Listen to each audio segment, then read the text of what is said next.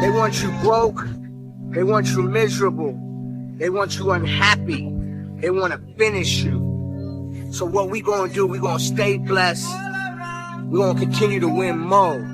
You know, when you climbing that mountaintop, they root for you. When you get to that top, it's a whole nother movie. You see what I'm saying? And that's why you have to respect the great ones, the ones that stay on top. Because that ain't easy. It just comes with a lot of bullshit, and the great ones that survive all that and overcome all that are the best. And we the fucking best. I worked so hard to put these records out. I worked so hard being an executive, a producer, a DJ. Don't give up. Don't get soft. Don't give up. Right? And I've been on my own since I can remember. So I got past that point, you know, as a child. So there's always going to be news. Yes, it's important to stay up to date. Maybe take 5 minutes, see what's going on in your area just so you can be safe.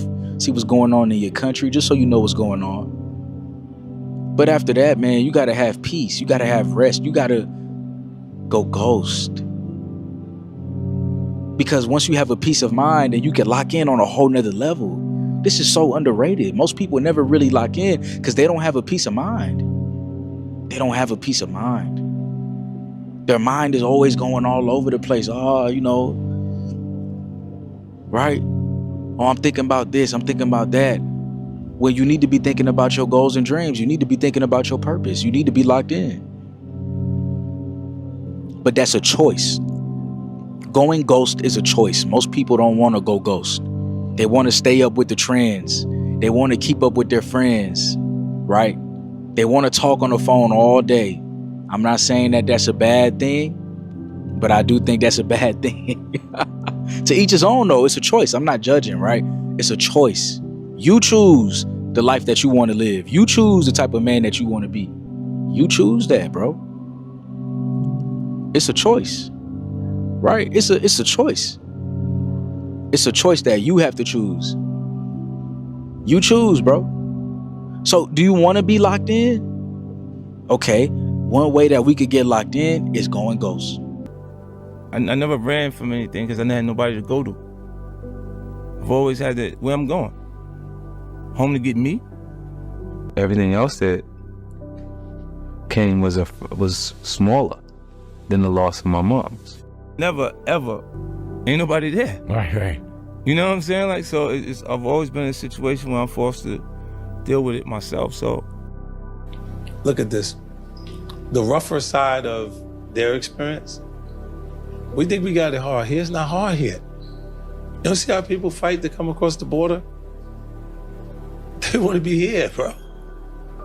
You see what I'm saying? Like, if you go and look, when you get into those other territories, when their lower level, their poverty is more extreme than ours. You see what I'm saying? And we got some people that have just... Don't disrespect yourself trying to earn the respect of others. I say that for a reason because there's a story behind me saying that in the intent of this video. But I want to talk about in this video in general about letting people miss out on you. And now, specifically for myself, I've had a situation where I've caught myself disrespecting myself and lowering my own self-worth, lowering my own boundaries in order to earn the acceptance of somebody else. Now, the interesting thing about this is that I usually don't do that. Like, I'm a person who I enforce boundaries. I set limitations. I call people out on their actions, and I'm constantly like showing my self-respect. But what I've noticed and what I've started to become aware of is that with certain people, I allow them to do various different certain things. And this is gonna look different for everybody. Some people do it with people who they think have more money than them, who they see as better than them, who they see as older than them. And they almost begin to diminish their own self-respect because they see them as better than them, or they see them as like a better person in some way, shape, or form, where they idolize them over themselves. And so what I've started realizing recently within my life is how I was allowing certain people to get away with certain things and I wasn't calling them out on it like I usually would. And so this ties back into letting people miss out on you, because sometimes that's exactly what you have to do. Like, it's never worth trying to force people into your life or trying to earn the acceptance of certain people if it's gonna cost you the respect you have for yourself. If it means that you have to allow them to cross certain boundaries. If it means you have to put on a facade or put on this character every time you're around them in order for them to like you. If it means like they aren't gonna accept the true authentic version of yourself. Like sometimes it's just not worth having certain people in your circle if it means that you have to break down your normal barrier. Never allow my fear to limit me. I'll figure out how to get past it. I think the thing that you should be afraid of most would probably be being alone. Actions speak way louder than words, and I think a lot of us in this journey of life, we talk way too much, but we not working enough.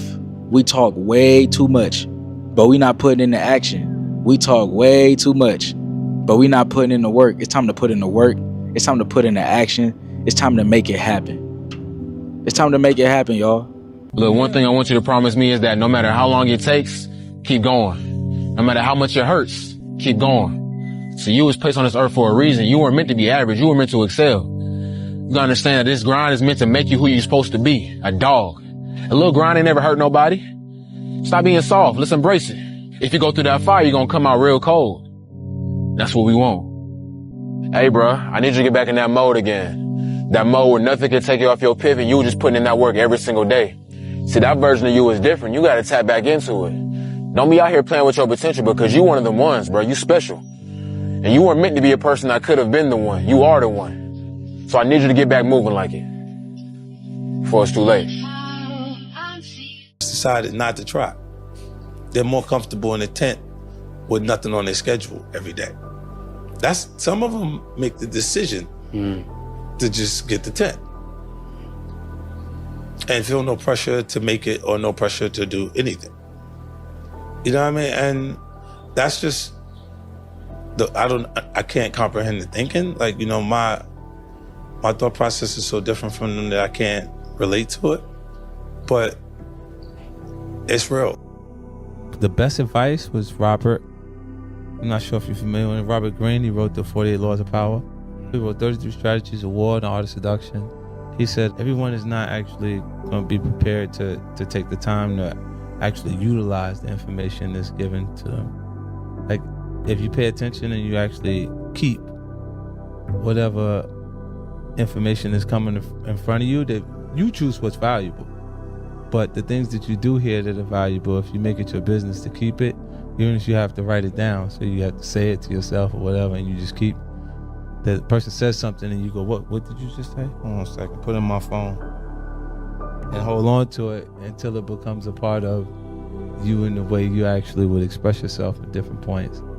And then you develop a more advanced presentation, and I got that from Robert. When you work for others, you are at their mercy. They own your work. They own you. Your creative spirit is squashed.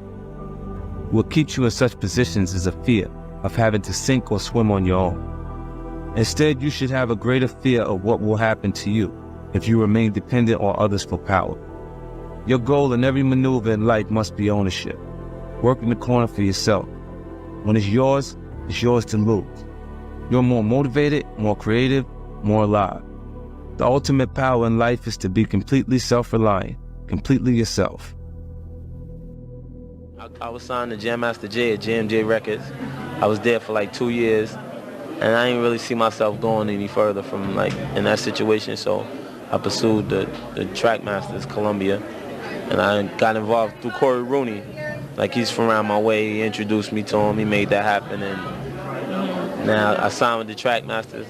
I went up to like Bearsville, Woodstock, New York, and like I was there for like 18 days. I recorded like 36 songs. They look at you and say, damn, boy, you're young. Why your clothes look so old? I'm like, oh, man, why you gotta say that? Right, it's just, they would say stuff to me and then they look out for me, but in a different way. Like, they give me, here, you know what that is? Know what to do with it? It's all right. Anybody bother you, tell them I'll get it to you. And there's guys that were big enough in the neighborhood for them not to whoop me for selling it. You know, so it kind of got me started early. I was like hustling since I was like 12. Once you accept that fundamental truth and accept that you control your journey, so many doors that seem closed are going to open up in front of you. Growing up, reading was often seen as an assignment that must be endured. instead of a tool that can help improve your life.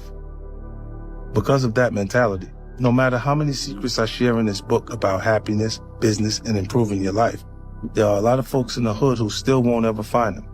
They simply don't sit down and read books. They might walk past a book like this 1,000 times until it's covered in dust before they even think of cracking it open. It's not entirely their fault either. A lot of books aren't written in a language that feels accessible to everyone. Personally, I didn't get into reading until I found writers like Donald Goines and Iceberg Slim, who wrote in a voice that felt familiar to me.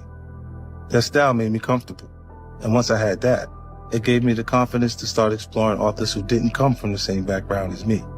Writers like Don Miguel Ruiz, Paulo Coelho, and one who's even become a close friend and collaborator, Robert Greene. Literally. Yeah. But a person that you see as a business person and is extremely determined to make things happen, say they're going to get rich or die trying, you say, whoa, they're serious. They're going to really do it. Got you. You see what I mean? And I don't see a limit. Like, I don't see a limit to how far I can actually go. And greed, I think, is something you might be able to point at someone who wants, that doesn't actually want to work for it. I believe depression is a luxury. Tough situations, like, still look at it like I got to get up and do what I got to do regardlessly. I can't not do what I got to do. So I'll work depressed. Or when I'm feeling those feelings, I say I just don't feel good, but I still do everything I'm supposed to do for the day. You ever seen a rich nigga want to start the fight? A nigga doing well off don't start the fight. Never. He's having a good time. He's partying. They got bottles and shit. Right? The niggas start the fight is the nigga's not doing as well. So when he's not, if it's only just 3 niggas, here's the picture. You have rich niggas, you got tough niggas, and niggas that easily become collateral damage. As I grew older, the one thing that becomes clearer to me each and every day is that I don't owe anyone a thing, and neither do you. I've seen a lot of people pollute their potential after sipping from the well of entitlement. This is certainly true of many of the people I've been associated with over the years, even my own son. What they need to understand is that you should never feel like the world owes you anything. It doesn't. You must accept that it's all on you. That might seem like a very cynical way to view the world, but I would argue that it's actually liberating. You can only feel betrayal when you feel like you're owed something from someone. You can only feel resentment when you had expectations for assistance. When you accept that it's all on you, only then can you finally be free to focus